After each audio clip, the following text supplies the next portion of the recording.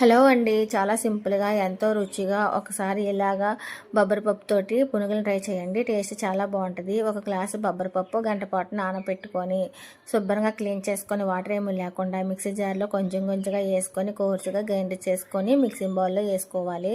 సన్నగా కట్ చేసుకున్న ఉల్లిపాయ ముక్కలు, పచ్చిమిరపకాయలు, అల్లం ముక్కలు, అర టేబుల్ స్పూన్ జీలకర్ర, కొత్తిమీర అలాగే టేస్ట్ సరిపడా సాల్ట్‌ని వేసుకొని బాగా కలుపుకొని సాల్ట్ అన్ని చెక్ చేసుకోవాలి. ఇలా కలుపుకున్న తర్వాత మరుగుతున్న ఆయిల్లోని కొంచెం కొంచెంగా వేసుకుంటూ ఒక పక్క బాగా ఫ్రై చేసుకోవాలి.